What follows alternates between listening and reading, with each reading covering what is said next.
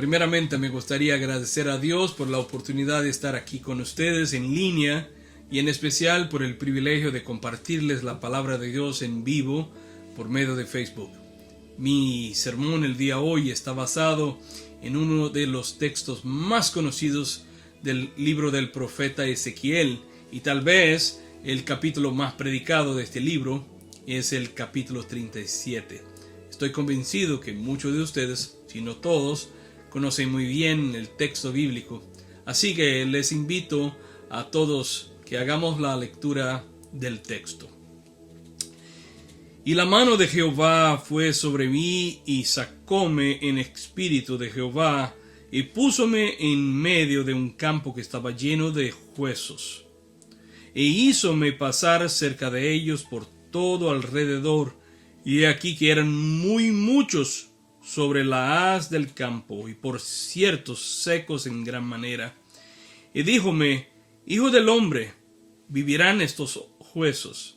Y dije: Señor, tú lo sabes. Díjome entonces: profetiza sobre estos huesos, y diles: huesos secos, oíd palabra de Jehová. Así ha dicho el Señor Jehová a estos huesos: He aquí yo hago entrar espíritu en vosotros y viviréis. Y pondré nervios sobre vosotros, y haré subir sobre vosotros carne, y os cubriré de piel, y pondré en vosotros espíritu, y viviréis, y sabréis que yo soy Dios. Profeticé pues como me fue mandado, y hubo un ruido mientras yo profetizaba. Y he aquí un temblor, y los huesos se llegaron cada hueso a su hueso. Y miré, y he aquí nervios sobre ellos, y la carne subió, y la piel cubrió por encima de ellos, mas no había en ellos espíritu.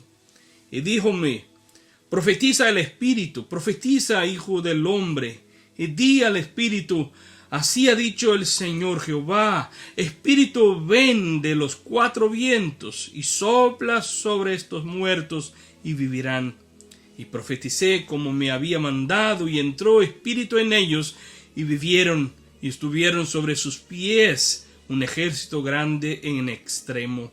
Y díjome luego: Hijo del hombre, todos estos huesos son la casa de Israel. He aquí ellos dicen: nuestros huesos se secaron, y pereció nuestra esperanza, y somos del todo talados.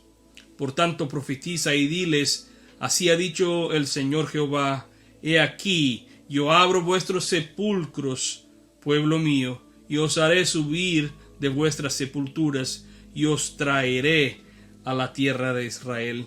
Y sabréis que yo soy Jehová, cuando abriere vuestros sepulcros, y os sacaré de vuestras sepulturas, pueblo mío.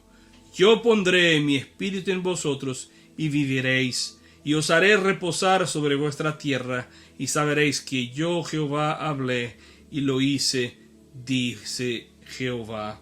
Palabra de Dios. Amén. Hermanos queridos y hermanas queridas, vean qué interesantísimo este texto, y qué fuerte descripción. Me imagino si este guión o script cayese en las manos de Steven Spielberg, sería uno de los más grandes éxitos de la taquilla de Hollywood.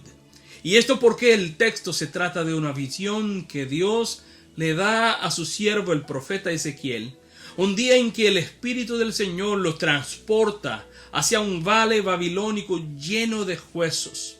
Y la visión que Ezequiel describe aquí me lleva realmente a pensar en las últimas etapas de la Segunda Guerra Mundial en 1945, cuando las tropas soviéticas habían avanzado hasta Auschwitz-Birkenau, dejando ahí un complejo de campos de exterminio, millares de esqueletos, un montón de huesos sepulcrales resecos, un valle lleno de huesos secos. Pues el texto dice que eran muchísimos sobre la faz del campo. Entonces ahora el Señor dice al profeta Ezequiel que profetice sobre los huesos.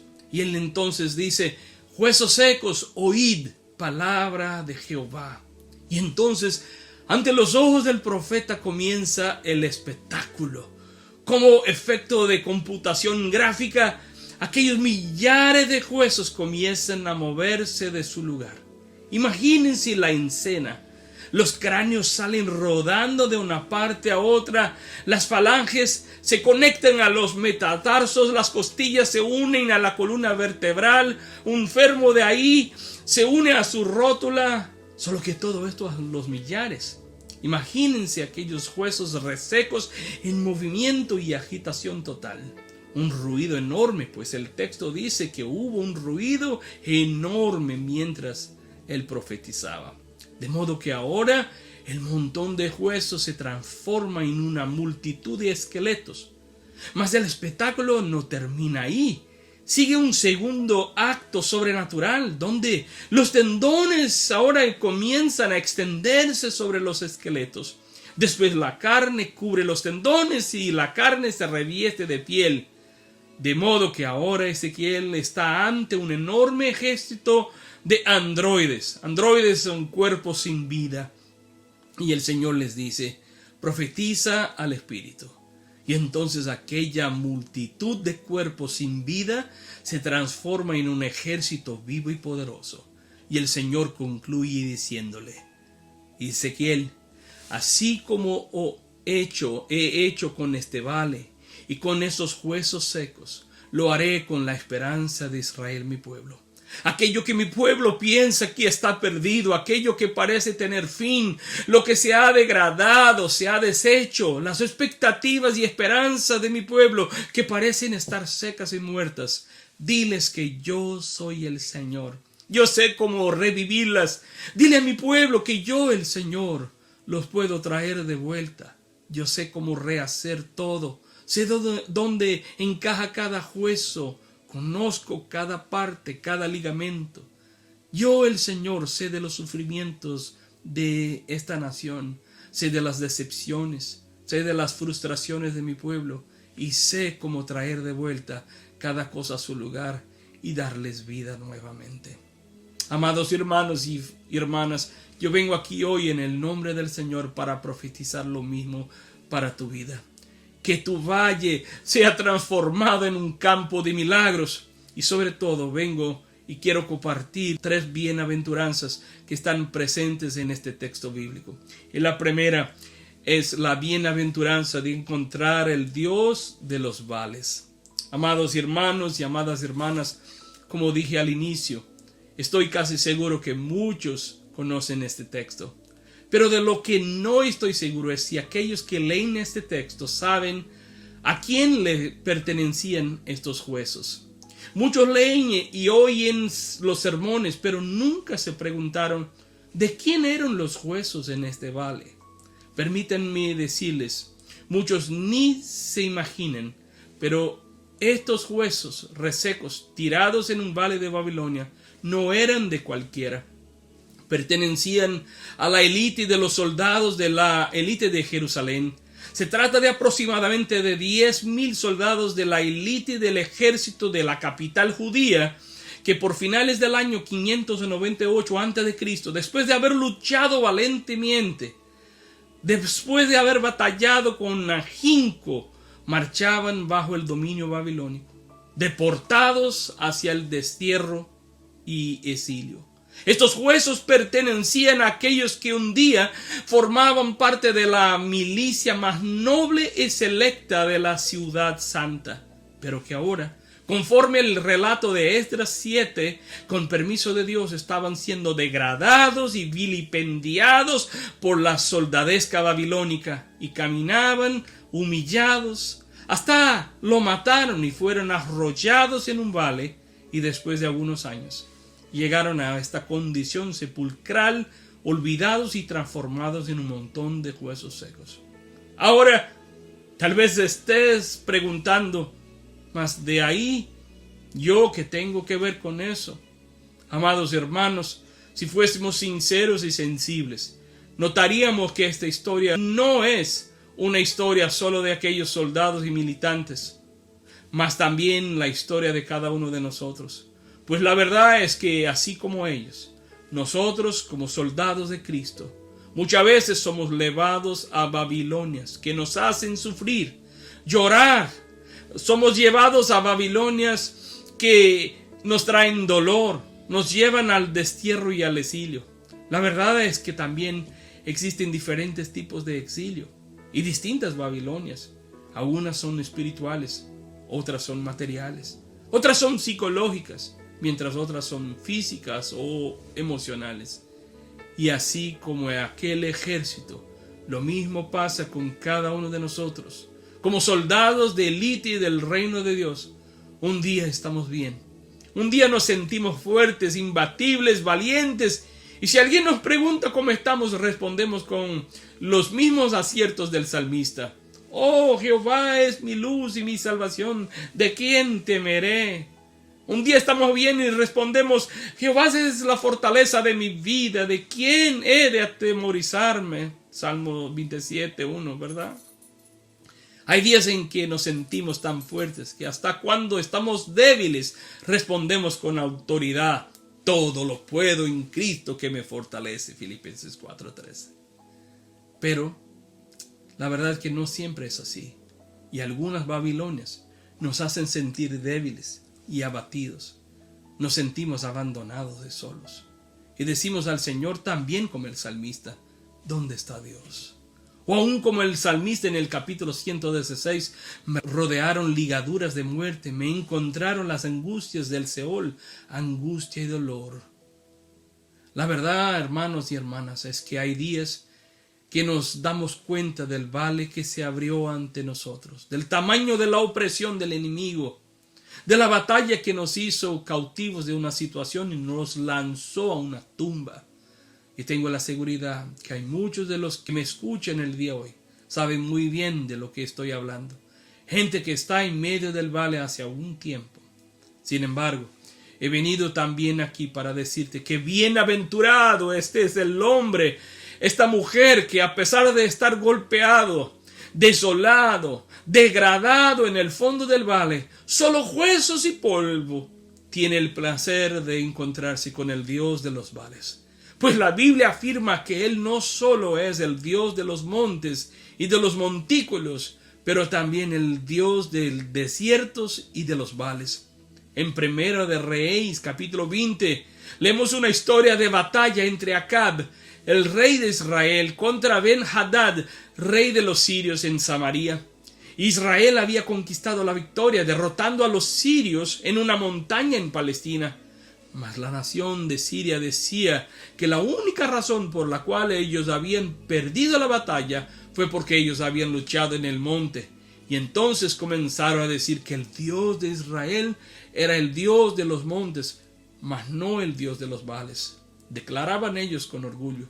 Sin embargo, el profeta de Dios se levanta y dice que Dios iría a librarlos nuevamente en la batalla para que los sirios supiesen que sí, Dios es Dios de montes, pero también de los vales.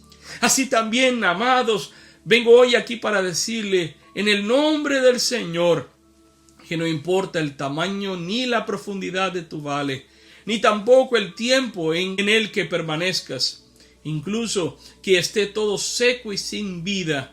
En el Evangelio de San Lucas dice, todo vale se rellenará y se bajará todo monte y collado.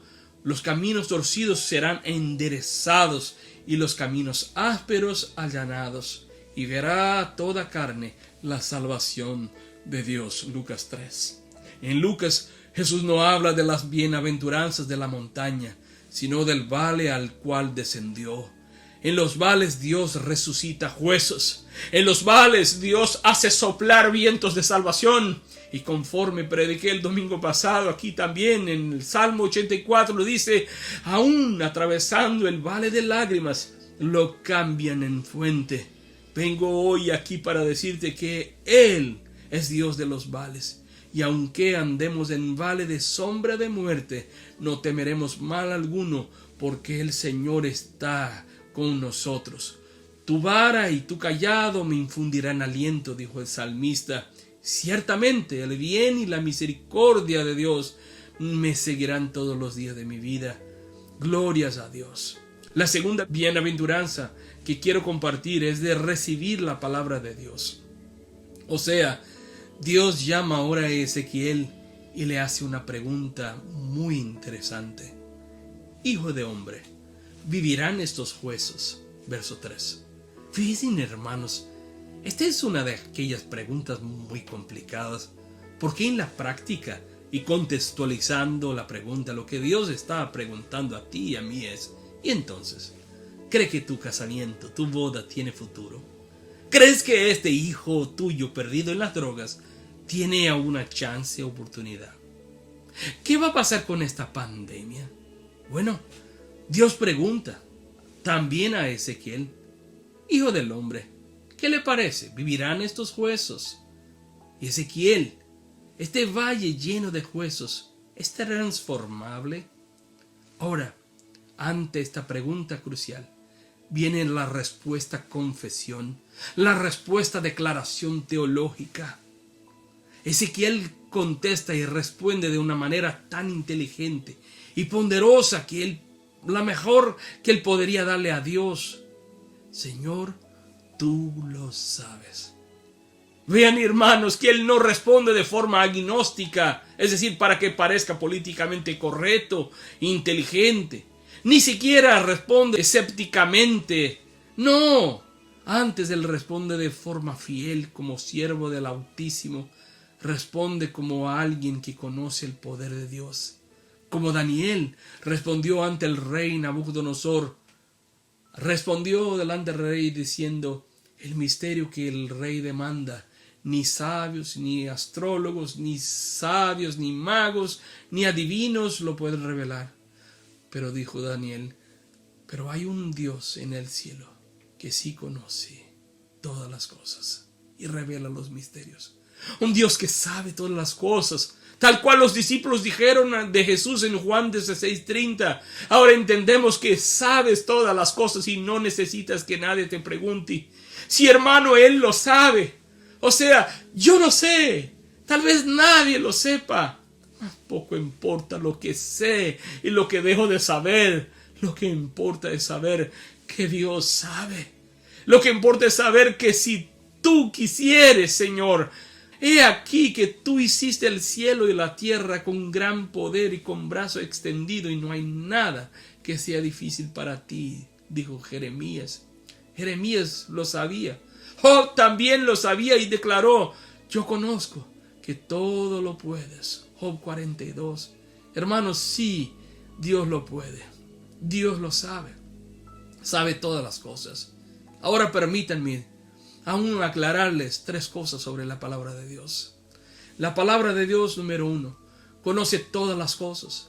Hebreos 4 dice: la palabra de Dios es viva y eficaz y más cortante que toda espada de 2 filos, y penetra hasta partir el alma y el espíritu, las coyunturas y los tuétanos, y discierne los pensamientos y las intenciones del corazón. Por tanto, amado hermano y hermana que me escucha el día de hoy, no tengamos miedo de confrontar nuestra realidad. La tendencia natural de la religión es a evadirnos de la realidad, evadirnos del dolor. Nos enseñan a decir que siempre todo está bien.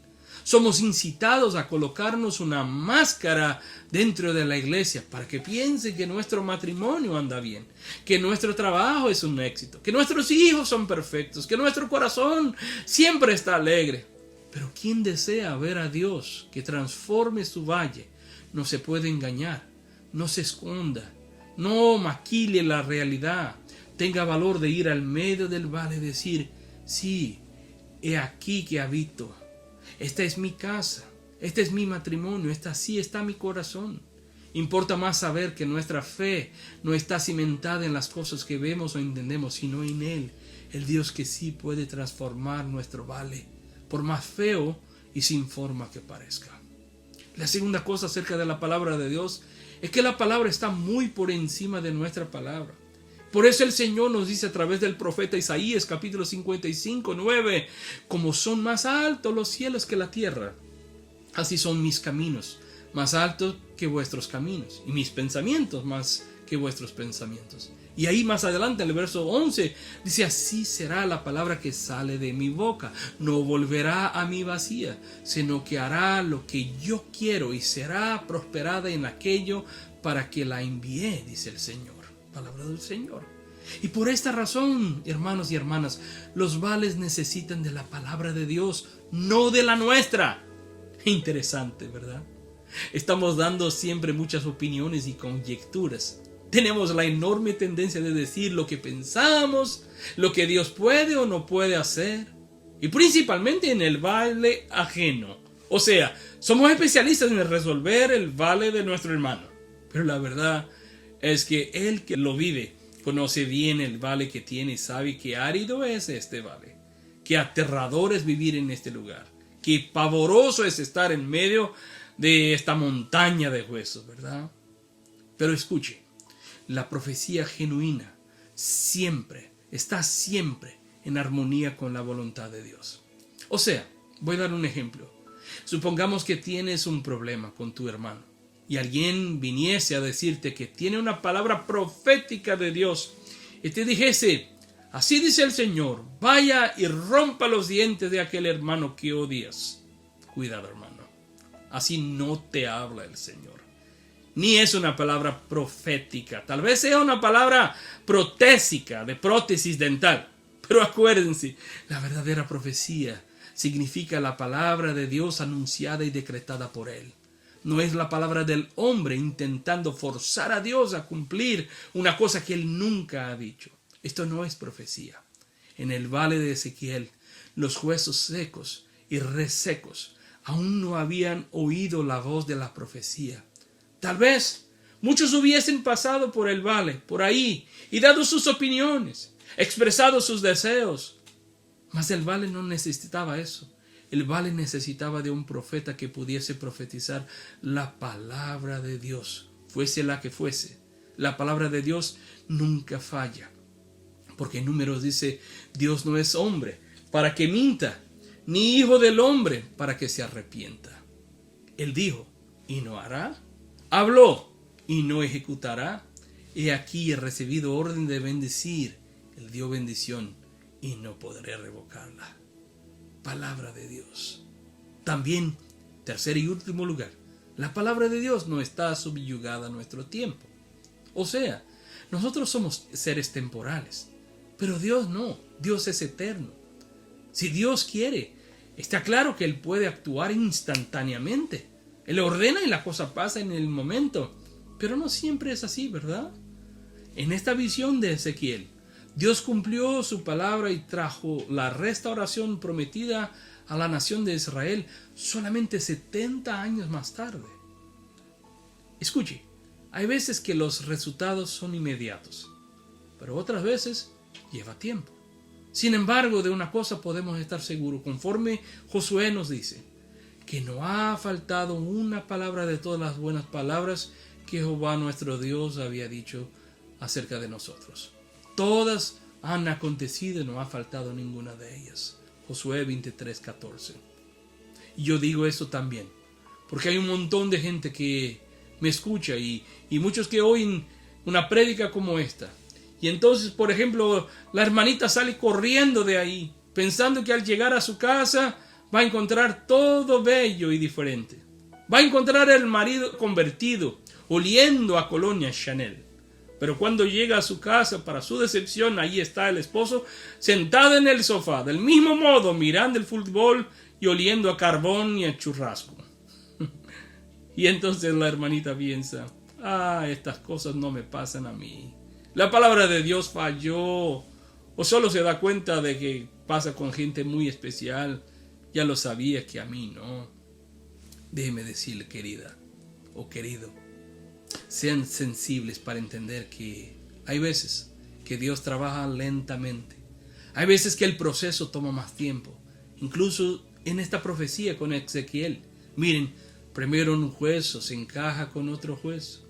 Después los tendones se insertan en los huesos. Después, más adelante, la carne cubre los tendones. Después la piel cubre la carne. Solo después puede pasar el perfume Chanel sobre la piel. Acuérdate, Eclesiastes 3:1 dice, Todo tiene su tiempo y todo lo que se quiere debajo del cielo tiene su hora. Amén. Una última cosa para terminar. Es la bienaventuranza de ser visitado y transformado por el Espíritu. ¿Qué sería de nosotros si no fuese por el Espíritu del Señor? Lo que sucedió ahora aquí en el verso 9 dice: profetiza al Espíritu y di al Espíritu: ven de los cuatro vientos y sopla sobre estos muertos y vivirán. O sea, el Espíritu de Dios sigue transformando, restaurando, dando vida, dando fuerza, levantando aquello que estaba muerto y caído. Para terminar, permítame decirle también tres cosas breves pero muy importantes sobre el Espíritu del Señor, tal cual encontramos y aparece aquí en este texto. Porque aquí el Espíritu Santo aparece con una triple función. La primera, el Espíritu es estructurador. Se engaña quien piensa que el Espíritu llegó casi al final de la situación en el valle de huesos secos. No. Él ya está ahí desde el principio.